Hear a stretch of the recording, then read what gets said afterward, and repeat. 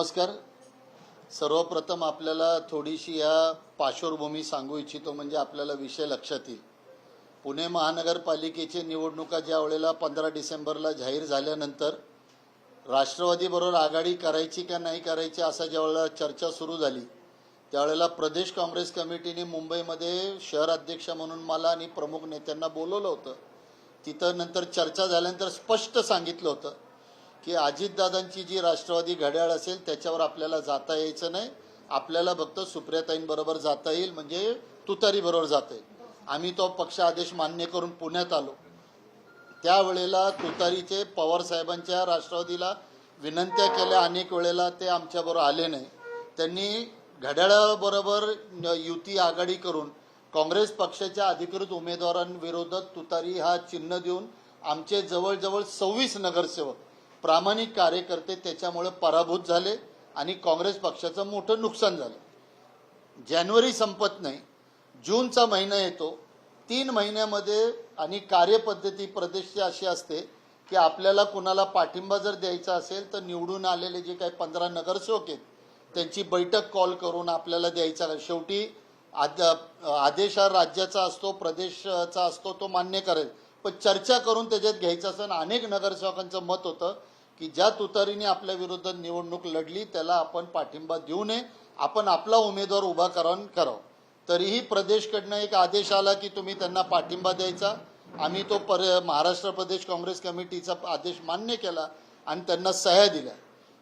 सह्या दिल्यानंतर अचानक 3 दिवसामध्ये असं कळतं की त्यांनी दिलीप वळसे पाटील आले, त्यांच्यावर चर्चा झाली आणि त्यांनी कुणालाही न सांगता परस्पर माघार घेतली. ही माघार घेतल्यानंतर जी काही माहिती आम्ही 2-3 दिवसामध्ये गोळा केल्यानंतर असं लक्षात येतंय की ही निवडणूक अशी नव्हती, तर ही पूर्णपणे मॅच फिक्सिंगची होती. काँग्रेस पक्षाला ह्या निवडणुकीमध्ये लढता येऊ नये, कारण ती माघार घेणार नाही.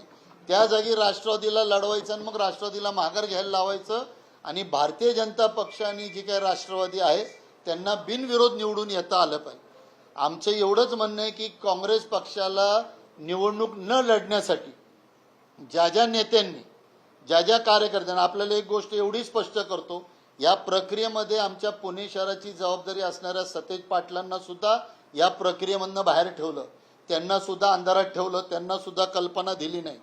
मग असं काय घडलं की तुम्ही अचानकपणे ह्या उमेदवाराची माघार घेतली? आम्हाला वापरल्यासारखं होतंय. 15 नगरसेवक आम्ही पिंपरी चिंचवड जिल्हा परिषदमध्ये एकही काँग्रेसचा आला नाही. पुणे शहरामध्ये पराकष्ट काँग्रेसच्या कार्यकर्त्यांकडून 15 नगरसेवक निवडून आल्यावर तुम्ही त्यांना इलेक्शनही लढून देणार नाही. आणि आता तुमचा जेव्हा विषय येतो तेव्हा तुम्ही आम्हाला बळीला देता, अशी भावना आमच्यामध्ये तयार होते. म्हणून जो नियम तुम्ही अमरावती आणि चंद्रपूरला ज्या उमेदवारांनी माघार घेतली न सांगता पक्षाला, त्यावेळेला त्यांचं तुम्ही पक्षातनं निलंबन केलं. ह्या माघार घेण्यासाठी जर कोणाच्या आमच्या पक्षातले कोणी जर त्याच्यामध्ये समाविष्ट असतील किंवा नाहीत, कारण अजून कोणतेही स्टेटमेंट, कोणतेही खुलासा पक्षाकडनं नाही, ह्याचाच अर्थ असा आहे की मग चुपा पाठिंबा, चुपा माघार घेण्याचं काम जर कोणी केलं असेल तर त्यांच्यावर पक्षांतर्गत कारवाई झाली पाहिजे असं आमचं मत आहे.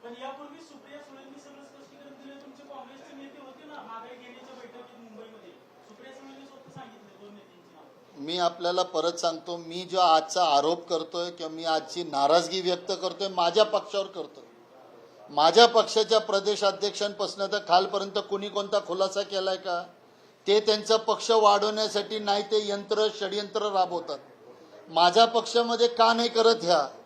मग आम्ही आमच्या पक्षामध्ये प्रामाणिक गेले 35 वर्ष काम करतोय आणि जर तुम्ही निवडून एवढ्या मोठ्या लाटेच्या विरोधात निवडून आल्यानंतर सुद्धा जर तुम्ही आम्हाला लढूनच देणार नसेल आणि परस्पर माघार घ्यायला लावणार असेल आणि आम्हाला उघड्यावर टाकणार असेल तर आमची नाराजगी त्या संदर्भात आहे.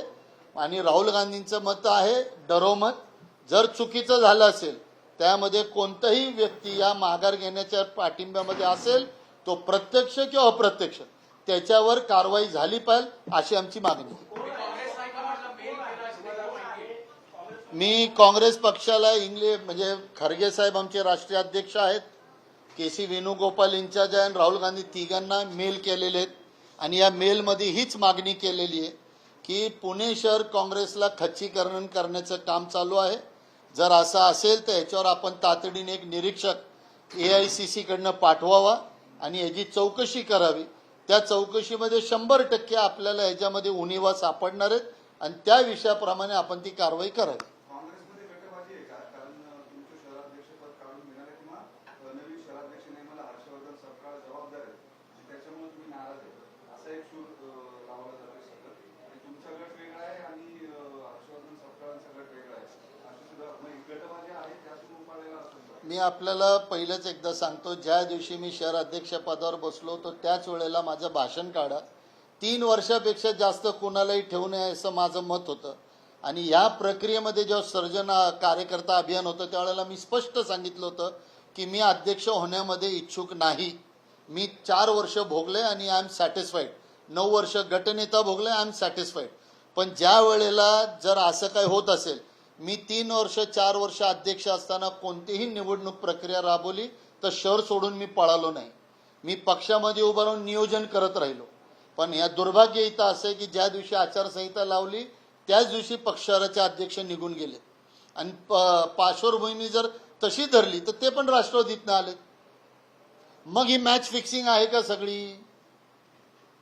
मग मी तुम्हाला परत मी पक्षाच्या हिताचे, आजपर्यंत अरविंद शिंदे कधीही पक्षाच्या विरोधात गेला नाही किंवा बोलला नाही. पण पक्षामध्ये आमचा एक नियम आहे, जर कोणी चुकत असेल तर बोल. मला कल्पना आहे आज जे मी बोलतो ह्याच्यावर माझी कारवाई सुद्धा माझ्यावर होऊ शकते उद्या, त्याची पर्वा नाही. पक्ष हितासाठी जर माझ्यावर कारवाई होणार असेल तर मला त्याची पर्वा नाही. पण पक्ष हितामध्ये जे कोणी आता ह्याच्यामध्ये, मग तो कोणताही नेता असो, आणि मी आपल्याला पहिलेही क्लिअर केलं की पुण्याचा इंचार्ज सतेज पाटील साहेब त्यांना सुद्धा अंधारात ठेवलं गेलं. का ठेवलं गेलं? का नाही? मग इलेक्शनच्या अगोदर आघाडी का नाही केली? 26 कार्यकर्ते निवडून आले नसते का मग? आणि मग ही कुठलं धोरण आहे आपलं हे? या धोरणाच्या संदर्भामध्ये मग प्रत्येक वेळेला जर अशा पद्धतीने काँग्रेसच्या कार्यकर्त्याचं खच्चीकरण होणार असेल, कोणतीही निवडणूक तुम्ही लढून देणार नसेल, महापौरची नाही, उपमहापौरची नाही, विधान परिषदेची नाही, तर काँग्रेस पक्ष युद्धभूमीवर येणार कधी? हा आमचा प्रश्न आहे. महाविकास आघाडीचा उमेदवार जेव्हा विधान परिषदेसाठी दिला गेला तेव्हा तुम्हाला ग्राह्य धरलं जातं का? तुम्हाला म्हणजे पक्षाला, आणि जेव्हा उमेदवारी मागे घेतली तेव्हाही सांगितलं गेलं नव्हतं? मी आपल्याला सांगतो, एक प्रक्रिया, प्रोसिजर, धोरण पक्षाचं असं असतं की जर तुम्हाला, म्हणून मी तुम्हाला पहिली पार्श्वभूमी सांगितली की महानगरपालिकेच्या निवडणुकीच्या अगोदर ज्या वेळेला आघाडी करायची होती त्यावेळेला आम्हाला मुंबईला बोलवलं गेलं. आघाडी करायची नाही करायची चर्चा वगैरे केली. या वेळेला कसलीही चर्चा न करता तुम्ही डायरेक्ट राष्ट्रवादीला पाठिंबा द्या, सह्या करा असं शहर अध्यक्ष दीप्तीताई चौधरींनी सांगितल्यामुळे सगळ्यांनी सह्या केल्या. आम्ही त्याही वेळेला पक्षाचा आदेश मानला. पण मग माघार घ्यायच्या वेळेला तुम्ही का नाही आम्हाला काही सांगत? का माघार घेतली याचा खुलासा होणार आहे का नाही? अप्रत्यक्ष भाजप आणि राष्ट्रवादीला घड्याळाला फायदा करण्यासाठी ही जी काही षडयंत्र राबवलं गेलं या संदर्भातला आमचा आक्षेप. तुम्ही आज पत्रकार परिषद घेऊन ही सगळी भूमिका मांडताय, मात्र शहराचे 2-2 अध्यक्ष शहराला नेमलेले आहेत, त्या कुठे आहेत आणि ते का मग भूमिका मांडत नाही ती सगळी? मी आपल्याला परत एक स्वभावाचा अभाव आहे. आमचा स्वभाव आहे आम्ही बोललं पाहिजे, आमचा स्वभाव आहे आम्ही लढलं पाहिजे. ज्याचा स्वभाव तो तसा वागेल. मला जर माझ्या पक्षामध्ये काही चुकीचं दिसेल तर मी तुम्हाला परत एकदा सांगतो, आणि परत एकदा आपण एक पत्रकाराने आपल्यापैकी विचारलं म्हणून सांगतो, मी ज्या दिवशी पक्षात आलोय त्या दिवसापासून पक्ष 3 वेळा फुटला ना. मी कधी गेलो ना कधी आलो, आहे तिथंच आहे. आज जे काय आहे ते 1-2 वेळा जाऊन येऊन असतील, म्हणून माझ्या निष्ठेवर कुणाला प्रश्नचिन्ह उपस्थित करता येत नाही. म्हणून मी बिनधास्तपणे सांगत असतो की पक्षाच्या हिताचा जिथं विषय आहे तिथं मला बोलावं लागेल आणि त्यावर मी आक्षेप घेणार. मी लेखी तुम्हाला त्याचं कॉपी देतोय जे मी ईमेल केलेली आहे. इंग्लिशमध्ये राहुल गांधी, के.सी. वेणुगोपाल आणि खरगे साहेब तिघांनाही मी पाठवलेलं आहे की पुणे शहर काँग्रेस पक्षाचं नियोजितपणे षडयंत्र रचून खच्चीकरण केलं जाते का, यासाठी ऑल इंडिया काँग्रेस कमिटीकडनं निरीक्षक आला पाहिजे. त्यांनी चौकशी केली पाहिजे आणि तो अहवाल तुमच्याकडे गेली पाहिजे. आणि मला खात्री आहे त्यात 100% दोषी सापडणार आहेत आणि मग आपण त्याच्यावर कारवाई करावी. अमरावती आणि चंद्रपूरची कारवाई करायला तुम्हाला 2 तास लागले नाही, मग पुणे शहराला हा अपवाद का राहील?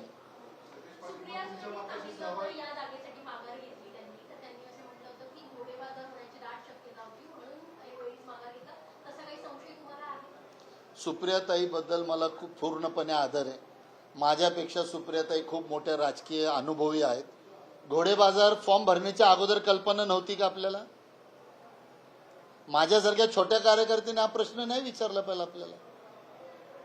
विषय इथं असा होता की जर तुम्ही युद्धभूमीमध्ये जर आपला उमेदवारच उभा केला नाही तर कसं चालणार? तुम्हाला माघार घ्यायची होती. आम्ही आमचे 15 मतं टाकून घेतली असती, पण लढलो असतो.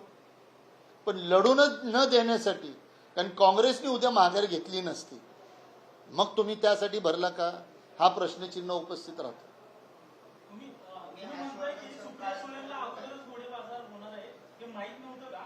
मग घोडेबाजार झाल्यानंतरच ही बिनविरोध निवडणूक झाली असं तुमचं म्हणणं आहे? मला आपण असं विचारलं की सुप्रियाताईंनी असं सांगितलं की घोडेबाजार होणार म्हणून आम्ही माघार घेतली.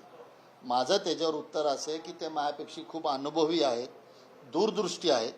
फॉर्म भरण्याच्या अगोदरही त्यांना माहीत असेलच की हे, म्हणून हे कारण जे ते देतात ते आम्हाला अनएक्सेप्टेबल आहे. बिनविरोध निवडणूक झाली ती त्याला घोडेबाजार कारणीभूत आहे का हा माझा प्रश्न आहे. हा, आता तुम्ही त्या म्हणूनच ह्या चौकशी झाली पाहिजे पक्षांतर्गत की ह्यासाठी घोडेबाजार जो काय तुम्हाला असं वाटत होतं की ते मतदारांमध्ये घोडेबाजारी होणार, मग ती नेत्यांमध्ये झाली का आता? असा आरोप आम्ही करायचा का आता? नाही, तुम्ही आमच्यावर संशय पहिला टाकला की घोडेबाजारी होणार म्हणजे मतदार किंवा नगरसेवक पैसे घेणार, ह्याचं स्पष्ट आहे. मग आता आम्ही असं म्हणायचं का की मग नेते मंडळींनी ते केलंय? सतेज पाटील सहमत आहेत का तुमच्या या मताशी किंवा या भूमिकेशी? ते पूर्ण झालं? परत आपण मला तेच विचारता, मी स्वभावाचं आपल्याला उत्तर दिलं. मला जे अयोग्य वाटलं, बोलणं झालंय का? मला जे योग्य वाटलं, माझ्या पक्षाने मला जे शिकवण दिलेली की कोणतेही चुकीचं काम केलं असेल तर कुणाची असेल तर तुम्हाला तक्रार करण्याचा संविधानिक अधिकार आहे, तो मी माझा वापरलेला आहे. आणि तक्रार करण्याचा मी काय कुणाला दुसऱ्याला नाही, मी माझ्याच पक्षाच्या अध्यक्षांना, माझ्या पक्षाचे नेते राहुल गांधींना आणि KC वेणुगोपालांना केलेले. आणि मी तुम्हाला परत एकदा सांगतो की या सगळ्या प्रक्रियेमध्ये सतेज पाटील पूर्ण अंधारात ठेवलं गेलं. तुम्ही म्हणताय की म्हणून त्यांची काही नाराजी आहे का? मी तेच विचारलं. नाही ना, मी माहिती घेतली तेव्हा त्यांना ह्यातलं कुठलंही माहीत नाही, म्हणून मला त्यांना ह्या कॉन्ट्रोवर्सीमध्ये ओढायचंच नाही. AICC कडून काही रिपोर्ट आला का तुम्हाला? तुमच्या मेलला किंवा काही कम्युनिकेशन झालं? नाही, येईल ना, कालच केलंय. आणि आम्ही वेळसुद्धा मागितली आम्हाला येऊन काही गोष्टी तुम्हाला स्पष्टपणे दाखवण्याची, पुराव्याची. तिकीट वाटपापासून तर निवडणुकीच्या 15 डिसेंबरला आचारसंहिता जाहीर झाल्यापासून तर 15 जानेवारीपर्यंतचे ज्या ज्या गोष्टी घडल्या त्या सगळ्या गोष्टी कानावर घालण्यासाठी. तुम्ही आता बोलताना म्हणला की मी पक्षात जसं काम करतो तसं 3 वेळा पक्ष फुटला पण मी कुठेच गेलो नाही, बाकीचे इकडे तिकडे जाऊन आलेले आहेत. म्हणजे पक्षातील जुने आणि नवे हा वाद चालू सध्या काँग्रेस पक्ष. नाही, हा तुमच्या प्रश्नावर माझा होता की तुम्ही माझ्या निष्ठेवर जेव्हा प्रश्नचिन्ह तयार केला तेव्हा माझ्या निष्ठेच्या संदर्भात मी आपल्याला सांगितलं की 92 सालापासून तर आजपर्यंत अरविंद शिंदे काँग्रेस पक्षामध्ये कितीही पक्ष फुटले, कधीही काही मिळालं नाही, तरी आम्ही राहिलेलो आहे. हा माझा त्याला उत्तर होता. बाकी जे आले त्यांचं स्वागत आहे, पण आले तर त्यांनी ह्या पक्षाशी प्रामाणिक राहावं एवढं आमचं म्हणणं आहे. ज्या पक्षामध्ये तुम्ही राहाल तिथं त्या पक्षाशी प्रामाणिक राहिलं पाहिजे यासाठी. आणि तुम्ही राहत नसाल तर त्याला आम्ही आमचे डोळे उघडे ठेवून लक्ष ठेवणार. सध्या जे झालंय त्याच्यावरून तुम्हाला वाटतं का आलेले प्रामाणिक आहेत पक्षाचे? मी परत एकदा सांगतो, हे चौकशी झाल्यानंतर कळेल. तुम्हाला काय नक्की वाटतं? मग मला शंका आहे म्हणूनच मी पत्र लिहिलंय.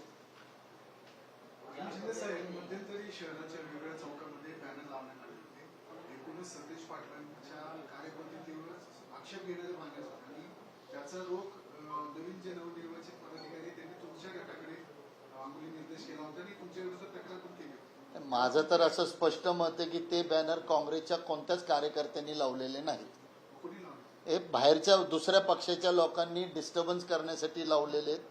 काँग्रेसचा कार्यकर्ता माझ्यासारखा समोर येईल आणि समोर जे बोलायचं ते बोलेल. हे असे बॅनर लावणं, हे लावणं, हे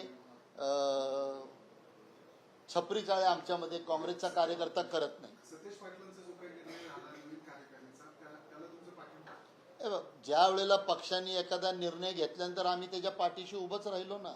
आता सुद्धा विधान परिषदेमध्ये तुम्ही पाठिंबा द्या म्हणलं, आम्ही उभंच राहिलो. पण मग माघार का घेतली? इथून मग हा वाद सुरू झाला. आमच्या मनात नसताना पाठिंबा आम्ही दिला ना आपल्याला, कारण पक्षाचा आदेश होता. मग माघार घ्यायचं काय करा. हर्षवर्धन सपकाळांच्या कार्यपद्धतीवर पण तुम्हाला आक्षेप आहे का? आणि थेट तुम्ही वेणुगोपाळ आणि राहुल गांधींसारख्या नेत्यांना निश्चित करता.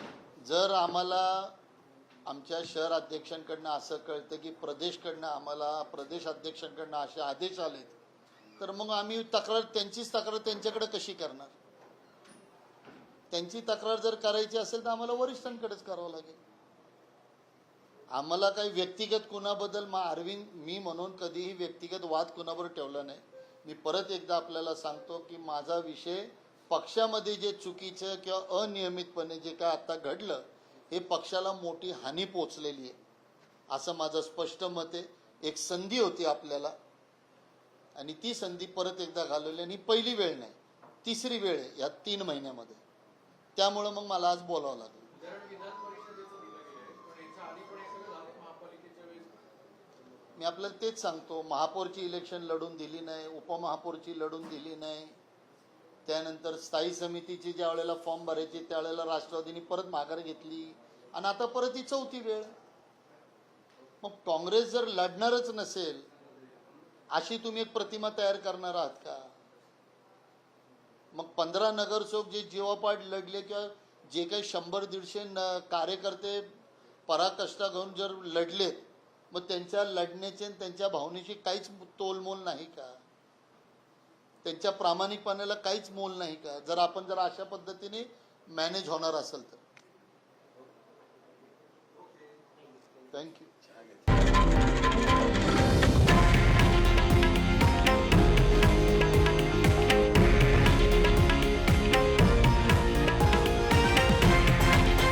हे आहे देशातील नंबर 1 न्यूज नेटवर्क आणि आपण पाहत आहात TV9 मराठी, एकमेव.